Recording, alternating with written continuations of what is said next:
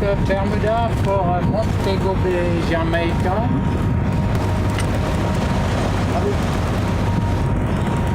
Brazil, Bermuda Radio. How many people on board, Emma? I have 6 people on board. Bermuda Radio, very good. Bon route, bon chance. Bon chance. And we'll see you next time. Bye-bye. Thank you very much.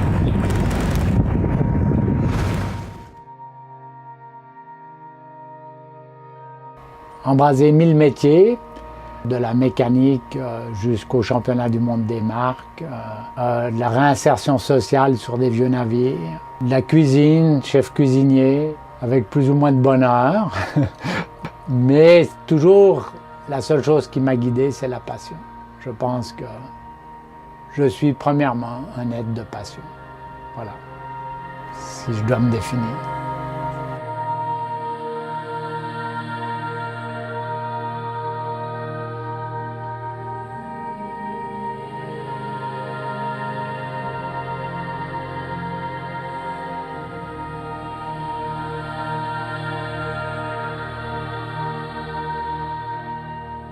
Je m'appelle Didier Épard, je suis né en Suisse, à Genève. Je suis d'une famille ouvrière avec une forte ascendance paysanne. Et j'ai passé mes vacances d'enfance à la ferme, ce qui a été très important pour moi pour apprendre la vie en autarcie.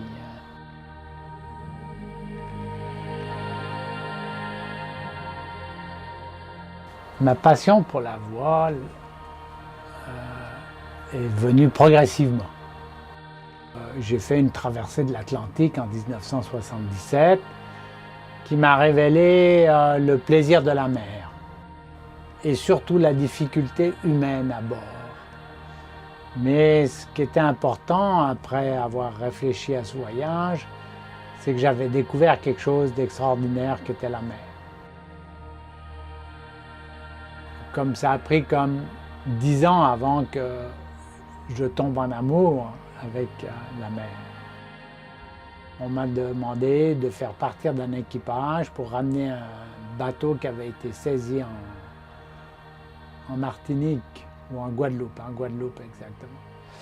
Et là, j'ai fait le plus beau voyage du monde. Et j'ai découvert les gréements auriques. Les gréements de goélette, puisque la voile aurique est une voile de goélette. Un esprit, une mentalité qu'on pourrait appeler des navires traditionnels.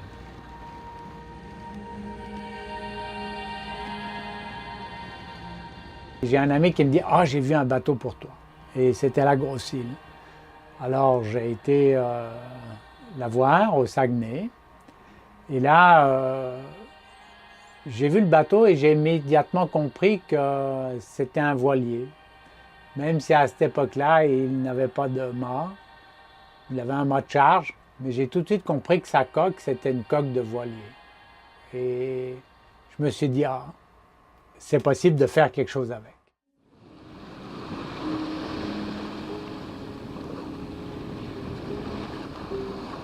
On a acheté le bateau en 1992.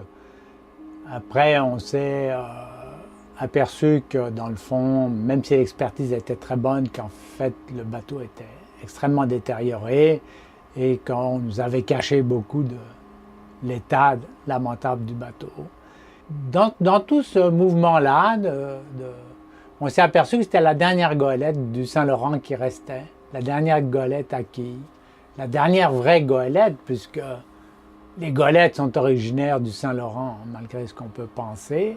Donc, j'ai décidé de le refaire parce que, pour moi, c'était important que la dernière trace qui restait des goélettes à quilles du Saint-Laurent soit remise en valeur. Alors, il a commencé une longue démarche parce qu'il n'y avait plus beaucoup de personnes qui avait l'histoire de la construction navale. Et je me suis associé à un homme extraordinaire de l'île aux Coudres qui s'appelait Paul Mailloux, qui était le dernier charpentier de marine du Québec et qui avait une âme, un esprit, un savoir-faire, un know-how incroyable sur la réfection des navires. Alors là, quand j'ai eu Paul, j'ai su qu'on pouvait sauver le bateau. Parce que Paul avait cet incroyable savoir-faire qu'il fallait maintenir dans la charpente de marine. Et j'ai travaillé 10 ans avec Paul, tous les étés, travaillé l'hiver pour ramasser de l'argent, pour faire travailler des gens l'été. On était toujours entre 8 et 10 au chantier. Donc il a fallu aller dans la forêt, il a fallu trouver du bois qui était difficile à trouver, comme le mélèze laricin, du pin blanc, des pins rouges, du chêne, et identifier des lots, faire abattre des lots, choisir du bois, le débiter, le faire sécher, parce qu'il n'y a plus aucun établissement qui fait du bois qui fait 30 pieds de long.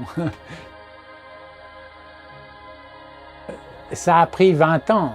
Ça a pris 20 ans entre les difficultés financières, j'ai eu des problèmes de santé aussi. Donc tout ça fait que toute l'histoire a pris 20 ans pour arriver à finir le bateau. Et la construction elle-même, ça a pris une grande dizaine d'années.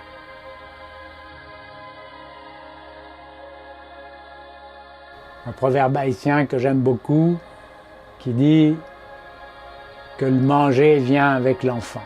C'est-à-dire, pose-toi pas de questions, fais un enfant, et après, le manger va arriver. Et je pense que dans tout projet, c'est comme ça. Si on est assez convaincu, on finit par finir.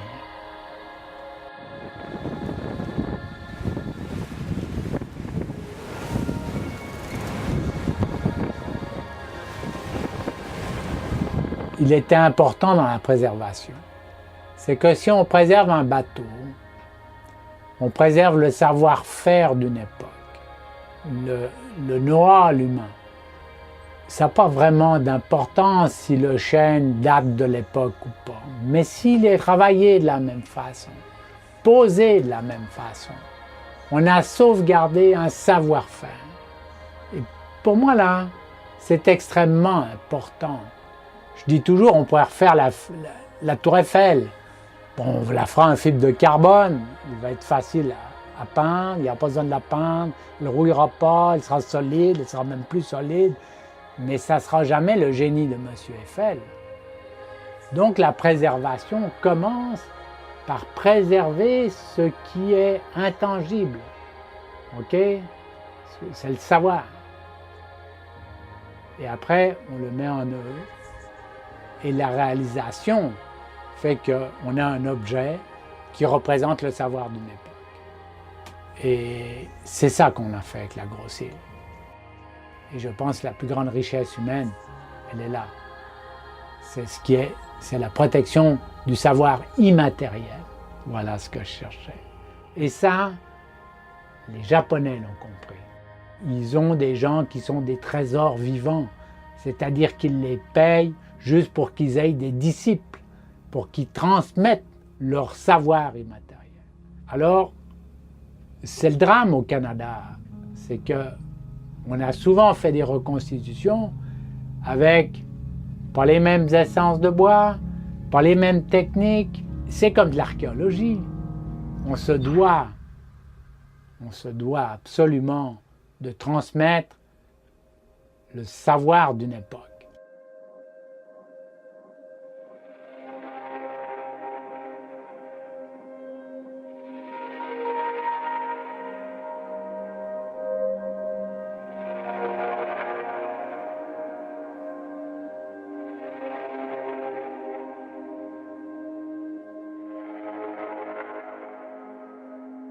Alors dès le départ, on s'est aperçu que c'était un navire mystérieux, dans le sens que beaucoup de gens mentaient. On ne savait pas pourquoi. Est-ce qu'ils mentaient? Est-ce qu'ils n'avaient pas la bonne information? On ne sait pas.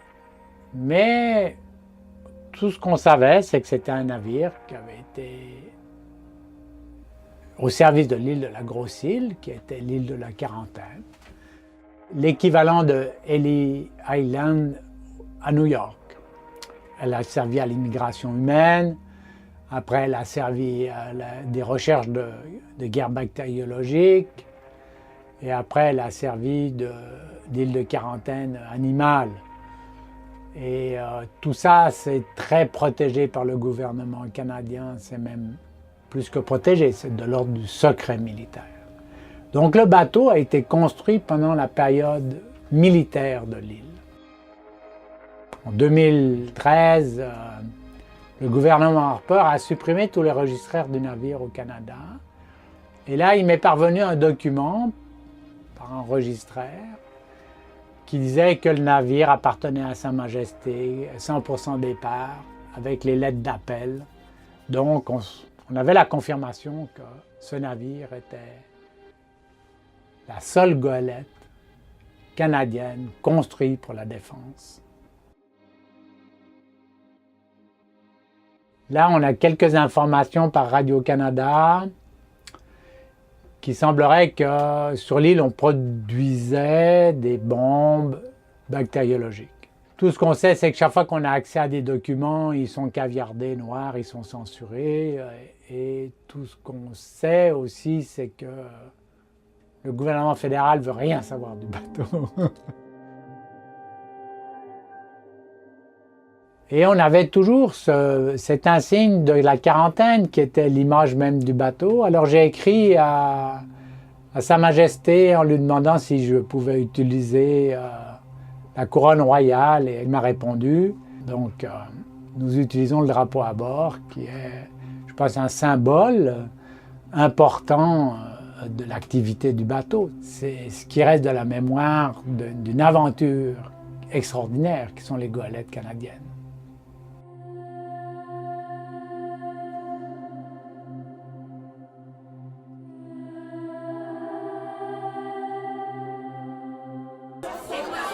L'atmosphère était tendue lundi soir à la séance du Conseil de Tadoussac. Accepté à la majorité.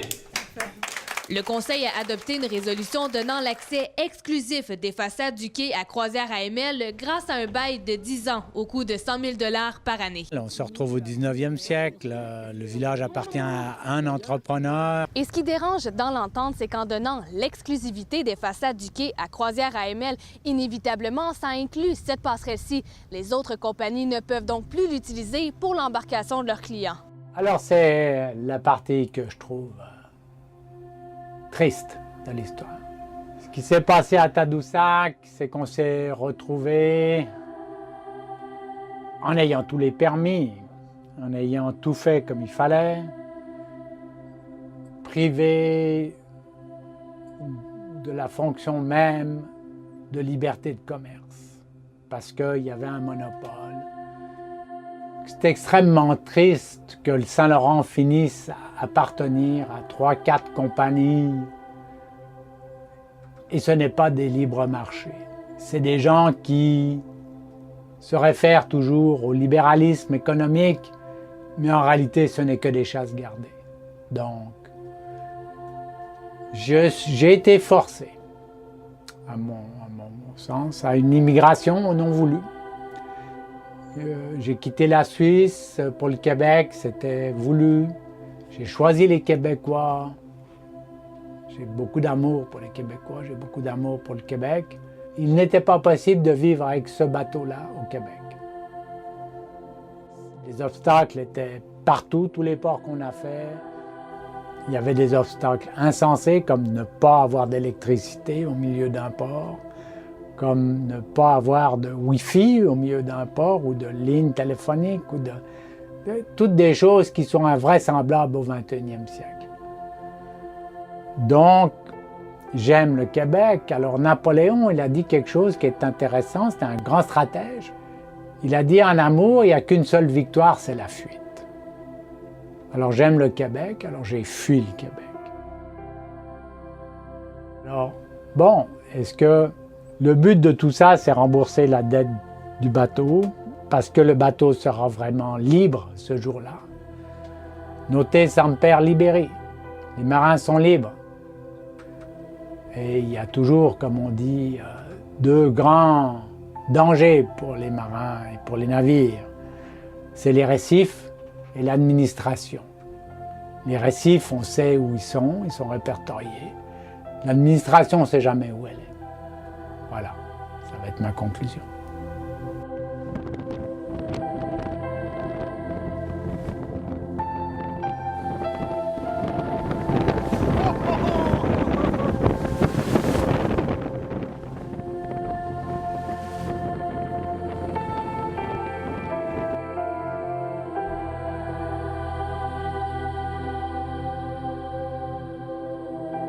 Alors on a vraiment fait goûter l'eau salée à la grosse île.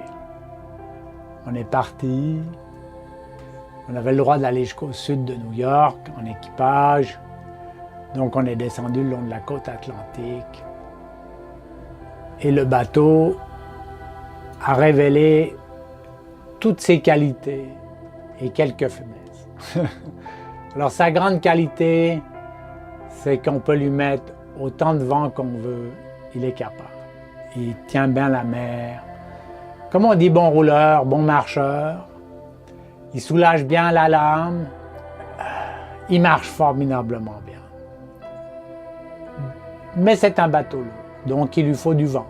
Et il a ses allures préférées. Alors, voilà. Il y a des allures où il se manœuvre bien, il y a des allures où il se manœuvre mal. On a mis du temps à comprendre tout le gréement. Il y a 7 voiles. On a mis du temps à comprendre que le foc, c'était pas notre principale voile, que c'était trinquette et clin foc, que le bateau était super équilibré. On a mis du temps à comprendre que la grande voile à l'arrière, il faut presque toujours avoir 2 riz dedans si on veut bien équilibrer le navire. On a tout de suite compris que la misaine, c'était notre voile de travail, que le fisherman était extraordinaire, mais qui demandait un équipage vraiment allumé sur la manœuvre.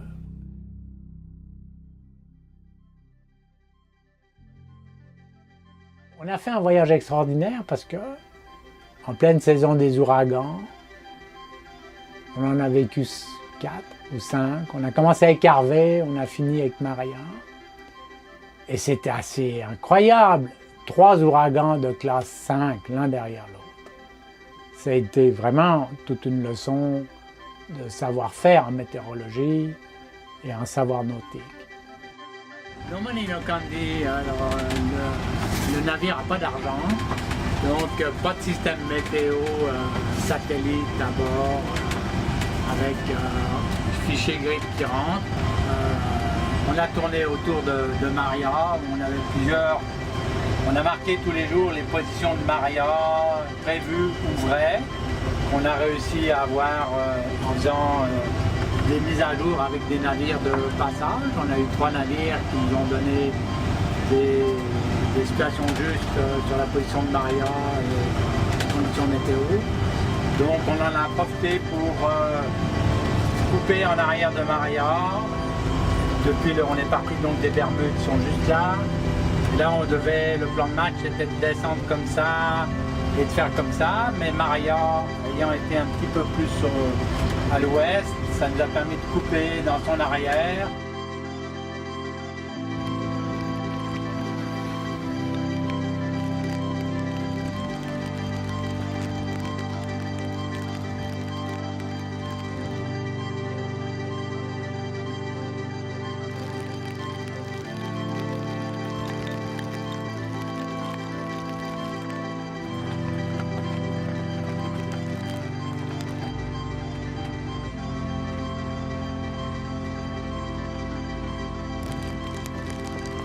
C'était un bon bateau. C'était un bon bateau. Il faut juste avoir du temps pour naviguer à l'ancienne. La voile, comme il y en a qui disent, c'est le moyen le plus lent, le plus cher pour aller nulle part. Mais ça vous permet une chose extraordinaire. C'est un objet fantastique pour surfer entre la planète et l'univers. Et ça, la grosse île le fait bien.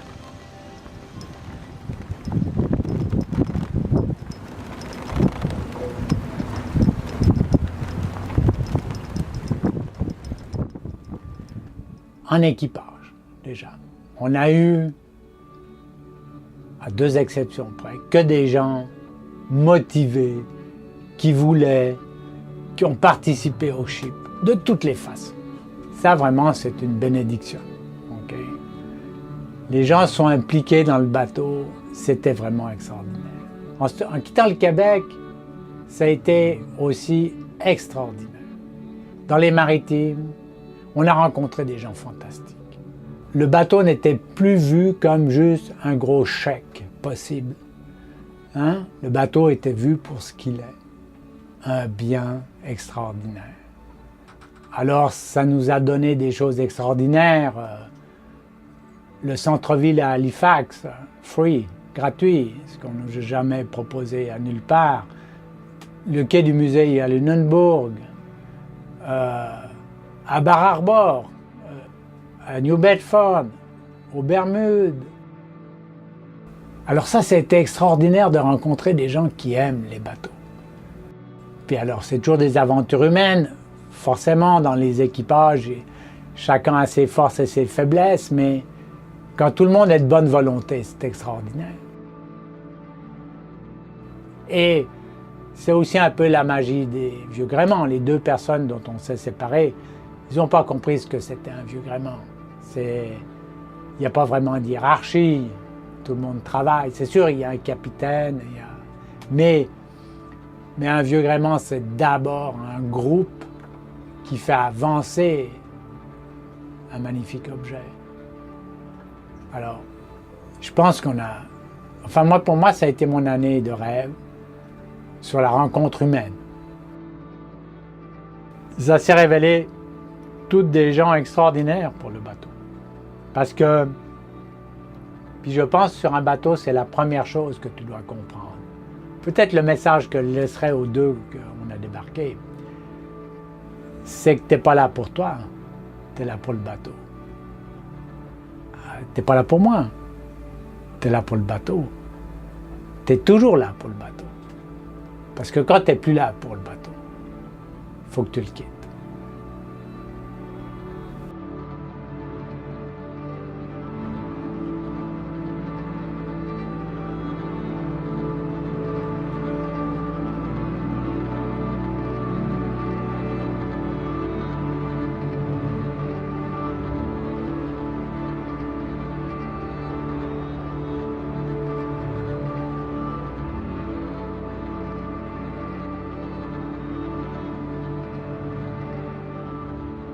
You always come in second because the ship comes first. The ship is not only the boat as per se, it's also the crew.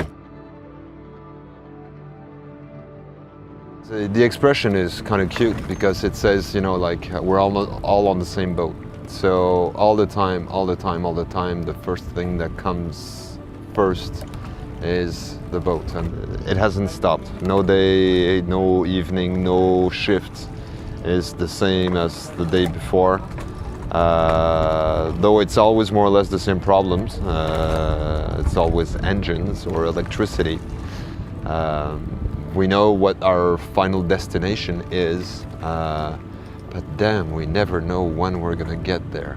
There's always something happening, and we're always trying our best to go through the day, to go through the night, and eventually to get where we want to go.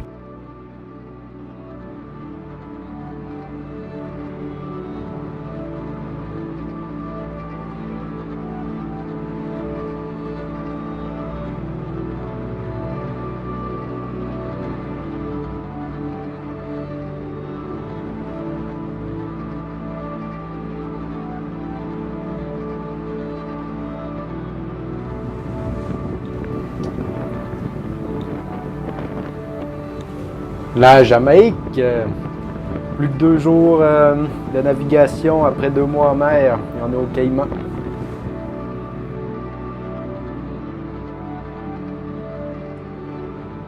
Là, mon fils fait partie intégrante du projet.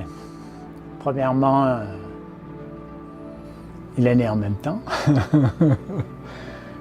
Alors, à quelque part, il a été aspiré par le projet. OK? Ça va pas dans celui-là de bateau. Alors, j'espère que Vincent a acquis des choses importantes pour lui. Moi, je suis très heureux qu'il soit là. Je suis très heureux qu'il ait appris des choses extraordinaires que peu de gens connaissent actuellement. C'est-à-dire comment border un navire. OK, c'est le traçage, le lofting, comment arriver à prendre une planche qui est droite pour lui faire faire une courbe intérieure, extérieure. Et quand on la met en place, elle fit exactement comme il faut, là où elle doit être, avec juste ce qu'il faut d'espace pour les touper. Je pense que c'est un savoir-faire extraordinaire qu'il a acquis à bord. Alors, juste pour ça, je pense que ça valait la peine. Maintenant, il faut lui poser la question. Le bateau a toujours fait partie de ma vie. J'ai grandi avec. Ça a toujours été une grande aventure dans ma vie, ce bateau. Toujours été de grands sacrifices qu'il a fallu faire pour que tout ça fonctionne. Ça te laisse pas vraiment de temps pour toi. Tu dois presque tout mettre de côté pour être capable de faire vivre ce bateau-là, de vivre avec lui. C'est ça l'esprit d'un bateau, je dirais. De vivre sur un bateau puis de l'entretenir, c'est de recommencer.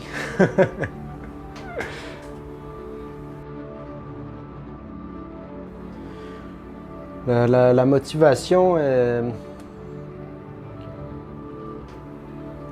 dirais, elle se trouve vraiment par le plaisir de faire les choses à bord, le plaisir de vivre à bord, le mode de vie qui vient avec ce bateau-là. Tu finis par être un peu déconnecté de ce qui se passe en dehors du bateau, tout ça, puis tu vis dans ton monde, puis avec la routine qui s'installe un peu dans la vie de bateau, tout ça, puis tu finis par plus trop y penser, puis tu penses plus nécessairement si tu as de la motivation ou non, tu fais juste faire avancer les choses. Vraiment, c'est un mode de vie, je dirais, que j'adore. J'aurais beaucoup de misère à quitter un bateau pour aller vivre sur Terre puis avoir un travail normal. Ça serait vraiment... Ça me paraît juste impossible. Ouais, énormément de sacrifices, mais ça en vaut la chandelle, sinon je serais plus là en ce moment. Ça, c'est sûr.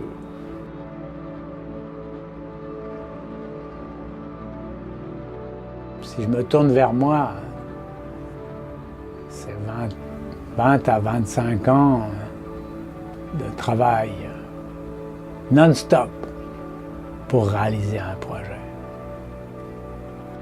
Donc, la grosse île,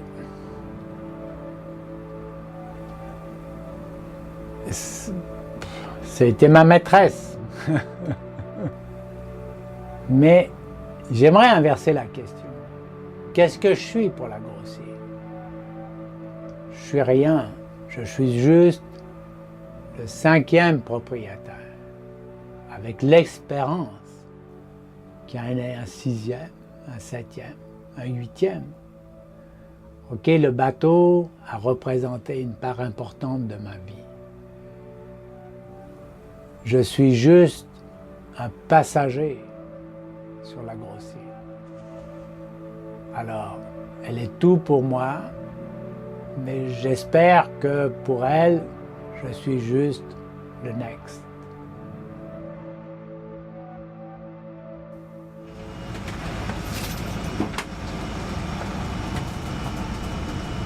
Une citation du général Patton, sauf erreur, qui disait « Ils ne savaient pas que c'était impossible, alors ils l'ont fait ». Tout projet de réfection de bateau est fou en lui-même. Parce que ça défie l'entendement économique, ça défie l'entendement souvent de ressources humaines, mais on peut prendre toutes les histoires de réfection de bateaux et c'est toutes des histoires pas possibles. C'est toutes des histoires comme il faut avoir la foi du charbonnier. Ça, c'est une certitude. Si on m'avait décrit l'aventure avant, peut-être que je ne l'aurais pas faite. Mais ça n'a aucune importance. Ils ne savaient pas que c'était impossible, alors ils l'ont fait. Voilà.